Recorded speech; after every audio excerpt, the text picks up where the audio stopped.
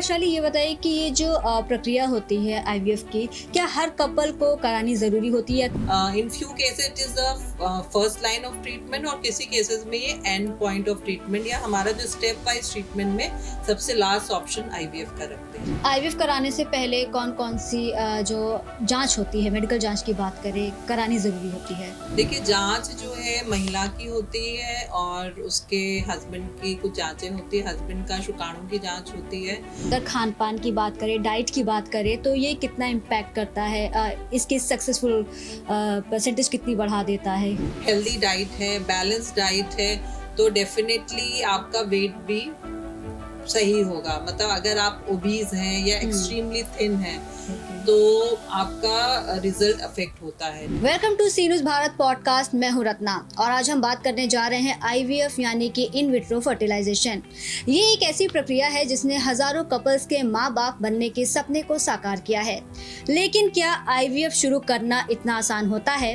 क्या इसकी तैयारी सिर्फ मेडिकल तक सीमित है या फिर मानसिक और शारीरिक तैयारी भी उतनी ही जरूरी है? आज हम जानेंगे आईवीएफ प्रक्रिया शुरू करने से पहले किन किन बातों का ध्यान रखना चाहिए, कैसे खुद को तैयार करें और किन गलतियों से आपको बचना चाहिए। तो बने रहिए हमारे साथ, क्योंकि आज की ये जानकारी आपके या आपके किसी अपने के लिए बेहद अहम और खास हो सकती है। और इस महत्वपूर्ण विषय पर बात करने के लिए हमारे साथ मौजूद हैं उत्तर प्रदेश की जानी मानी गायनोकोलॉजिस्ट और दीवा IVF and fertility clinic Lucknow की डायरेक्टर डॉक्टर वैशाली जैन। बहुत बहुत स्वागत है आपका सी न्यूज़ भारत पॉडकास्ट में। डॉक्टर वैशाली जैन, सबसे पहला सवाल ये है कि आईवीएफ क्या है और इसकी जरूरत कब पड़ती है? देखिए, आईवीएफ जो है एक प्रकार का एडवांस फर्टिलिटी ट्रीटमेंट है। इन विट्रो फर्टिलाइजेशन या आम भाषा में इसको टेस्ट ट्यूब बेबी भी कहते हैं।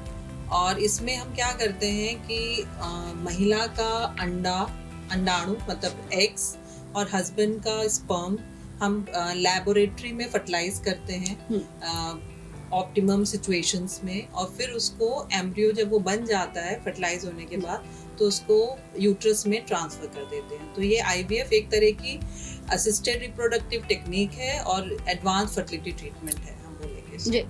डॉक्टर वैशाली, ये बताइए कि ये जो प्रक्रिया होती है आईवीएफ की, क्या हर कपल को करानी जरूरी होती है या कुछ केसेस होते हैं जिसमें ये जरूरत होता है कि नहीं अब आईवीएफ का ही सहारा? देखिए, जो हमने कहा कि ये एक एडवांस फर्टिलिटी ट्रीटमेंट है और 80% to 85% जो बांझपन से कपल जूझ रहे हैं उनमें हमें आईवीएफ की ज़रूरत नहीं पड़ती है। उसमें सिंपलर असिस्टेड रिप्रोडक्टिव टेक्निक्स होती हैं, जैसे थोड़ा सा लाइफस्टाइल चेंजेस, थोड़ा सा हार्मोनल दवाइयाँ देके हम कुछ उसमें जो उनकी दिक्कत है उसको करेक्ट करके, या एक आईयूआई और छोटा प्रोसीजर है वो करके हम 80 to 85% में कंसेप्शन हो जाता है। केवल जो है कुछ परसेंट लोगों में आईवीएफ की जरूरत पड़ती है। तो IVF is the in few cases it is the first line of treatment और किसी केसेस में ये एंड पॉइंट ऑफ ट्रीटमेंट या हमारा जो स्टेप वाइज ट्रीटमेंट में सबसे लास्ट ऑप्शन आईवीएफ का रखते हैं। जो कपल्स आईवीएफ प्रोसीड करना चाहते हैं, अगर आपकी सलाह पूछी जाए तो आप उनको क्या सलाह देना चाहेंगी ऐसे कपल को? देखिए, जो आईवीएफ है हमें बहुत ही रियलिस्टिक रहना होता है, इसमें पेशेंस की ज़रूरत होती है और रियलिस्टिक रिजल्ट्स का हम एक्सपेक्टेशंस करते हैं। आईवीएफ 100% सक्सेस नहीं होता है, उसको 50 to 60% ही सक्सेस रेट है। और इसमें इसके साथ फाइनेंसेस इन्वॉल्व होते हैं क्योंकि एक महंगा प्रोसीजर है, और साथ में टाइम एंड कमिटमेंट, क्योंकि टाइम भी देना होता है, कम से कम 2 या 3 महीने का एक बार की साइकिल में टाइम लगता है और कभी कभी मल्टीपल साइकिल्स भी करनी पड़ती हैं। तो एक जो एक्सपेक्टेशंस हैं वो रियलिस्टिक रखें और अपना, अगर आपका एकदम नेसेसिटी है तभी आईवीएफ कराएं और प्रॉपर डायग्नोसिस के बाद अपना आईवीएफ के लिए डिसाइड करें। आईवीएफ कराने से पहले कौन कौन सी जो जांच होती है, मेडिकल जांच की बात करें, करानी ज़रूरी होती है? देखिए, जांच जो है महिला की होती है और उसके हस्बैंड की कुछ जांचें होती है। हस्बैंड का शुक्राणु की जांच होती है और कभी कभी डीएनए फ्रेगमेंटेशन टेस्ट होता है, शुक्राणु का सीमेन कल्चर, सीमेन पैरामीटर्स की चेकअप होता है।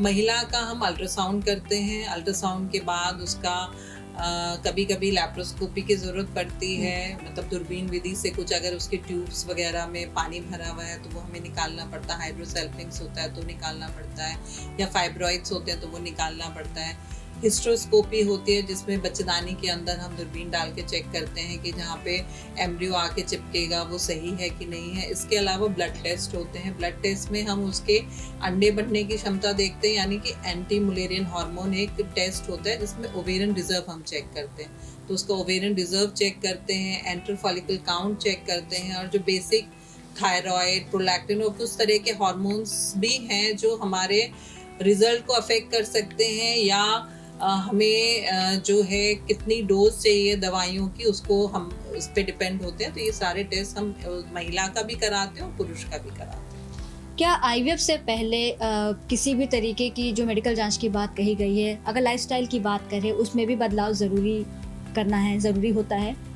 देखिए, लाइफस्टाइल जो अगर हम साइंटिफिकली माने तो लाइफस्टाइल का बहुत इम्पोर्टेंट रोल है उसके सक्सेस पे। आईवीएफ का जो सक्सेस होता है, मतलब बहुत सारे पैरामीटर्स होते हैं, उसमें एक लाइफस्टाइल का बहुत इंपॉर्टेंट रोल होता है। लाइफस्टाइल में आपका स्ट्रेस आ जाता है, आपको स्ट्रेस कम से कम करना है। लाइफस्टाइल में आपकी स्लीप आ जाती है कि आप पूरे दिन में कितना सो रहे हैं, 7 से 8 घंटा आपको सोना है। आपकी डाइट आ जाती है कि आप क्या डाइट ले रहे हैं, उसमें प्रोसेस फूड और ये सब नहीं लेना है, आपको मॉडरेट एक्सरसाइज करनी है। और जो इम्पोर्टेंट चीज़ ये है कि पॉजिटिव थिंकिंग का भी लाइफस्टाइल में ही हम मानते हैं कि है। और स्मोकिंग, अल्कोहल, ये सब आपको अवॉइड करना होता है अगर आप लाइफस्टाइल चेंजेस का बहुत इंपॉर्टेंट रोल है। और साइंटिफिकली भी उसके रिजल्ट्स, अगर आपका लाइफस्टाइल बैलेंस्ड है तो रिजल्ट्स बेटर होते हैं।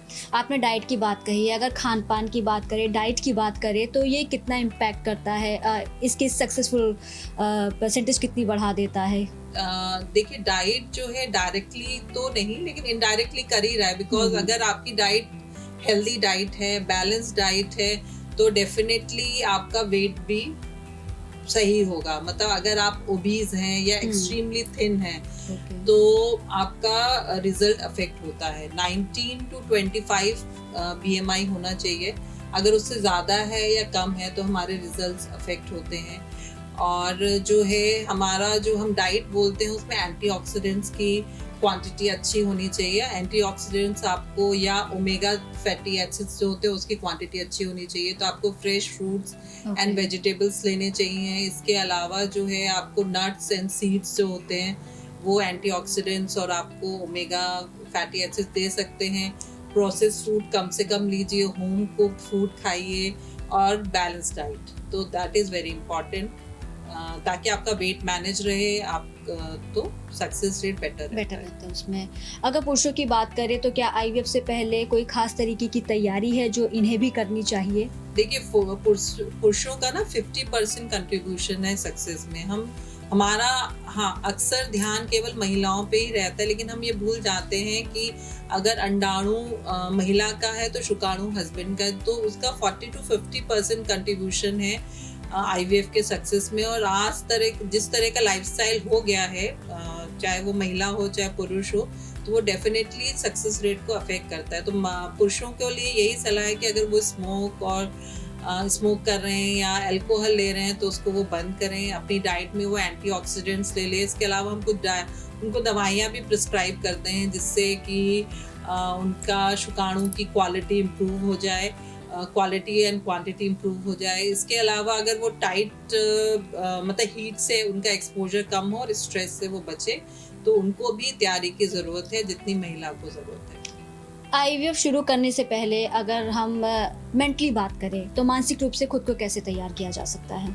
देखिए, मानसिक रूप से खुद को तैयार करना बहुत ज़रूरी है, क्योंकि जब हमने जैसे डिस्कस करा कि 50 to 60% सक्सेस रेट है, तो कभी कभी हमें निराशा भी मिल सकती है। तो अगर हम मेंटली स्ट्रांग है तो हम उस फेज से गुजर सकते हैं, क्योंकि 100% सक्सेस रेट नहीं है। दुनिया के किसी भी कोने में चले जाइए, 100% सक्सेस रेट नहीं है। बहुत सारे पैरामीटर्स उसके सक्सेस को डिफाइन करते हैं, जो आपके में हो सकता है कि कुछ रीजंस ऐसे हों जो अगले में नहीं हो और इसलिए आपका सक्सेसफुल नहीं हुआ है। तो आप रियलिस्टिक एक्सपेक्टेशंस रखें, पॉजिटिव एटीट्यूड रखें और अपना टाइम और कमिटमेंट को ध्यान में रखें।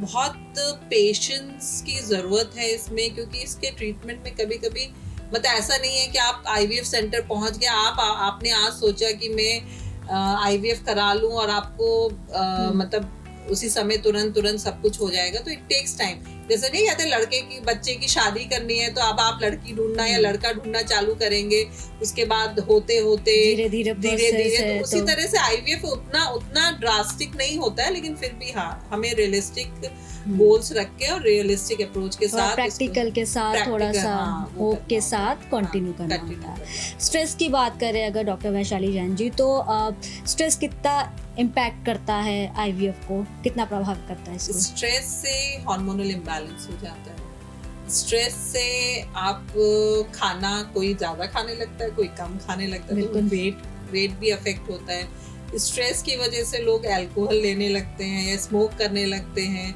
नींद कम हो जाती है। तो ये एक साइकिल है, और कहीं ना कहीं स्ट्रेस, ये सारी चीजें जब कंबाइन हो जाती हैं तो स्ट्रेस डेफिनेटली आपके IVF के रिजल्ट्स को अफेक्ट करता है। इस दौरान जब ये प्रोसेस होता है, कोई कपल ऑप्ट कर रहा है, अगर फीमेल है या मेल भी है, तो पार्टनर या परिवार का कितना सपोर्ट जरूरी होता है? देखिए, पार्टनर का मान लीजिए अगर मेल फैक्टर है और महिला को IVF करवाना पड़ रहा है मेल फैक्टर की वजह से, या फीमेल फैक्टर है और इसलिए IVF कराना पड़ रहा है, तो मैं तो यही सलाह दूंगी कि एक दूसरे को सपोर्ट करें, क्योंकि हमारा एंड रिजल्ट आप दोनों एक कपल का सेम है कि उनको एक बच्चा चाहिए।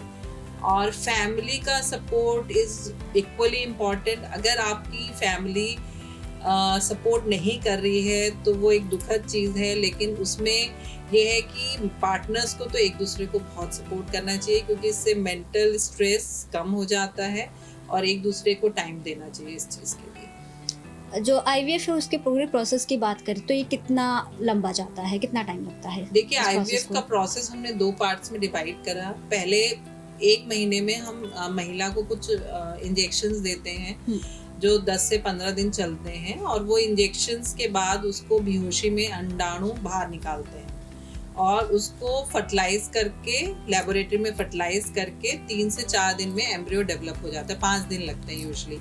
फिर इसको हम फ्रीज कर लेते हैं। तो आजकल हम लोग ये वाले टेक्निक ज्यादा अपना रहे हैं, फ्रीजिंग वाली अपना रहे हैं, क्योंकि इससे थोड़ा सा चीजें, रिजल्ट्स भी बेटर मिल रहे हैं, और जो एक नेगेटिव इम्पैक्ट होता है इंजेक्शंस का बच्चेदानी की लाइनिंग पे, उस पे भी असर कम पड़ रहा है। और एक साइड इफेक्ट होता है ओवेरियन हाइपर स्टिमुलेशन सिंड्रोम, उसके भी वो कम हो गए हैं। तो एक महीने में, मतलब शुरू के 15 दिन में, महीने के, ये आपका प्रोसेस हो जाएगा। आपका एग फ्रीज हो जाएंगे, 5वें दिन फर्टिलाइज होके फ्रीज हो जाएंगे। उसके बाद नेक्स्ट मंथ में हम आपकी बच्चेदानी की लाइनिंग प्रिपेयर करके उसको डालते हैं। तो अगर आप इन टोटल, अगर हम इस तरह का प्रोटोकॉल, फ्रीजिंग वाला प्रोटोकॉल यूज कर रहे हैं, तो हमारे 2 महीने का हमें टाइम चाहिए। इनिशियल 15 दिन ओवम पिकअप एंड फ्रीजिंग के लिए, और नेक्स्ट मंथ का हमें चाहिए वो डालने के लिए। और जब वो पीरियड आपका मिस होगा तो आपको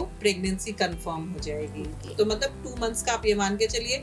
एक हम तो मतलब 2 महीने का, अगर हम एक एगोनिस्ट प्रोटोकॉल भी होता है जिसमें हम फ्रेश डालते हैं, हम फ्रीज नहीं करते, तब उसमें हम एक साइकिल पहले से 21वें दिन से आपका तैयारी करना चालू करते हैं। तो आप मान के चलिए कि 2 महीने तो लगते ही लगते हैं। अगर सब कुछ फास्ट फॉरवर्ड हो रहा है, सारी चीजें, सारे पैरामीटर्स सही हैं, सब कुछ सही है, आपकी लाइनिंग अच्छे से बन गई है, तो 2 मंथ्स का टाइम, मिनिमम 2 मंथ्स तो मान के चलिए। और उससे पहले 1 महीना कभी कभी हम लोग को टेस्ट कराने में, आपकी सिस्टम को ऑप्टिमाइज करने में भी लगता है। तो 2 to 3 मंथ्स तो आप मान के चलिए। ओके।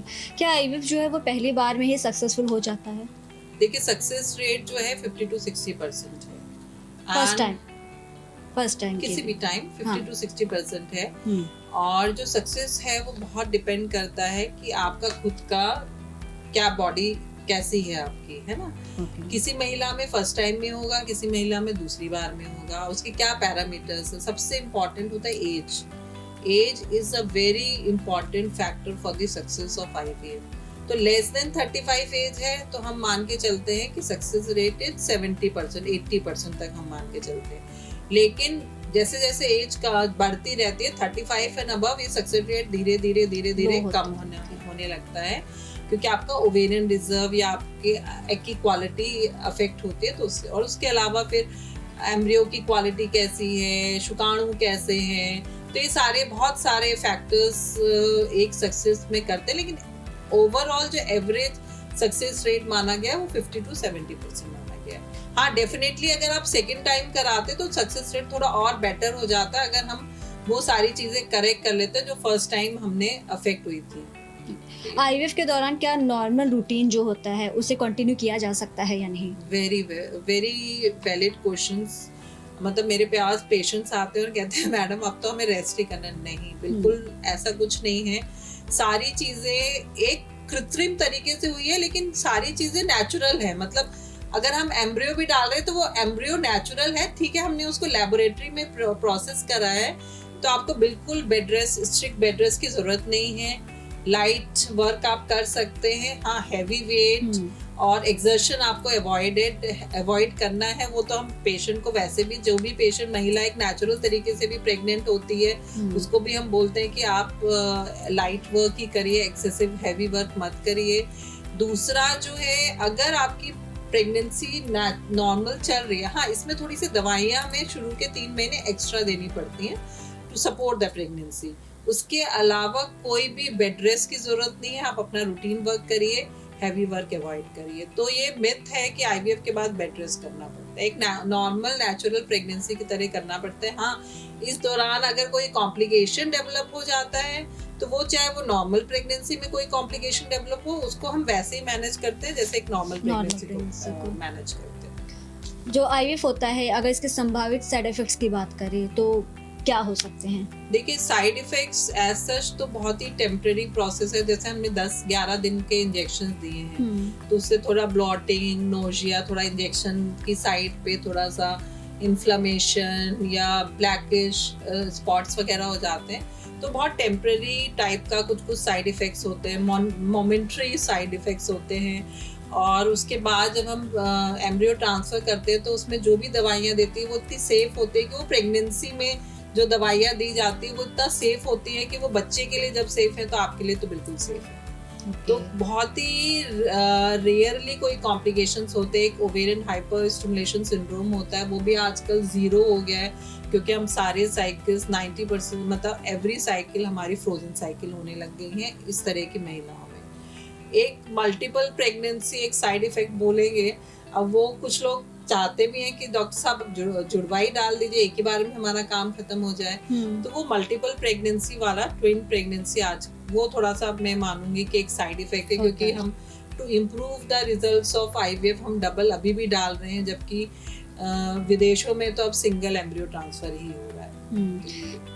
आईवीएफ से जन्मे जो बच्चे होते हैं वो कितने हेल्दी होते हैं? अक्सर ये सवाल पूछा जाता है। कुछ नहीं होता है, बिल्कुल हेल्दी होते हैं, और बल्कि वो स्ट्रांग होते हैं, क्योंकि वो इतने एनवायरनमेंट में, कृत्रिम एनवायरनमेंट में होके फिर डेवलप होके वो फिर उस बच्चेदानी में डेवलप हो रहे हैं, तो बिल्कुल नॉर्मल होते हैं। जो एवरेज एक कोई भी प्रेगनेंसी है उसमें 4% to 5% हम मानते हैं कि बच्चे को कोई भी कॉम्प्लिकेशन हो सकता है, जन्मजात कुछ भी दिक्कत हो सकती है। एक नेचुरल नॉर्मल प्रेगनेंसी में भी 4% माना गया है कि किसी को भी हो सकती है। तो जो आईवीएफ बेबी होते हैं उसमें 6% मानते हैं। तो बहुत ज़्यादा ही कोई ऐसा डिफरेंस नहीं है नॉर्मल प्रेगनेंसी और आईवीएफ प्रेगनेंसी में कि बच्चे इस तरह के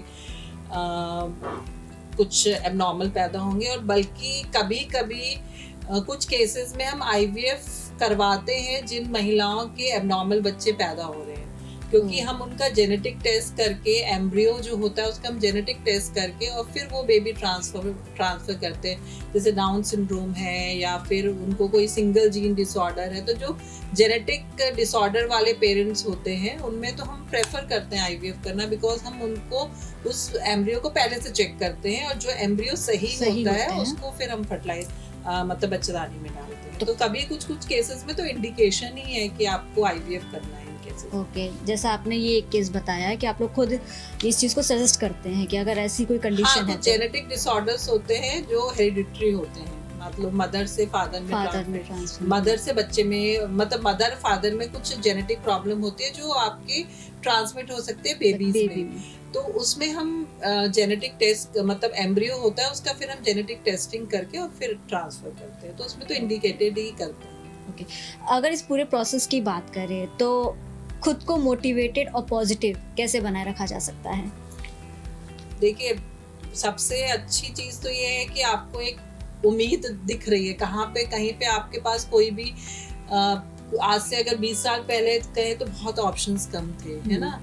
अब ऑप्शंस बहुत हो गए हैं, आईवीएफ सेंटर्स लखनऊ में भी बहुत खुल गए हैं, तो एक उम्मीद है ना, उम्मीद भी बहुत बड़ी चीज होती है। एक बार एक हो जाए कि आपके पास कुछ चारा ही नहीं है, आपके लिए सारे रास्ते बंद हो गए हैं, तो एक आपको उम्मीद की किरण दिख रही है, तो वही चीज आपको मोटिवेट करनी चाहिए और रियलिस्टिक अप्रोच होनी चाहिए। ये मत सोचिए कि बस हमने आईवीएफ का सोच लिया तो हमें 100% मिल ही जाएगा। एक रियलिस्टिक अप्रोच करके रखिए कि हाँ हमारा अच्छा होगा, लेकिन हमें उसके लिए नेगेटिव रिजल्ट के लिए भी प्रिपेयर्ड रहना है। बहुत पेशेंस रखना पड़ेगा। हाँ, और पेशेंस, कमिटमेंट, टाइम का कमिटमेंट चाहिए होगा, क्योंकि 2 महीने या 3 महीने आपको डॉक्टर के चक्कर लगाने पड़ेंगे। आप कोई वर्किंग महिला है तो उसके लिए अपने काम में हॉल्ट करके, या हस्बैंड है उसको अपने काम में हॉल्ट करके, तो इस चीज के लिए भी प्रिपरेशन की इज वेरी इंपॉर्टेंट। कि प्रिपरेशन क्या है, आप सही डॉक्टर को चुनिए, सही आईवीएफ सेंटर को चुनिए कि जहाँ पे ट्रांसपेरेंट वर्क होता हो, कि भाई आपको मिसलीड ना करा जाए। मिसलीड इन द सेंस कि झूठे मूठे बता दिया जाए कि ये हमारा सक्सेस रेट है, जो पूरे वर्ल्ड में जो सक्सेस रेट है एक एवरेज, और आपको बता दिया जाए कि आपका 100% है। तो ये सारे मिसलीडिंग चीज से बच के और ऑप्टिमिस्टिक और पॉजिटिव अप्रोच के साथ आप इस प्रक्रिया में घुसे, और बहुत ही उम्मीद और खुशी की चीज है ये, और भगवान ने चाहा तो आपको सक्सेस मिलेगी भी, मतलब ऐसा नहीं है कि नहीं मिलती। बहुत बहुत धन्यवाद, तमाम जानकारी आपने जो बताया है। आज के इस एपिसोड में हमने जाना कि आईवीएफ शुरू करने से पहले सही तैयारी कितनी ज़्यादा ज़रूरी होती है, फिर चाहे वो शारीरिक हो, मानसिक हो। याद रखिए, सही जानकारी और सही मार्गदर्शन ही इस सफ़र को आसान बना सकता है। तो अभी के लिए इस पॉडकास्ट में इतना ही। हम फिर मिलेंगे एक नए और भरे जानकारी के साथ पॉडकास्ट पे। तब तक के लिए नमस्कार।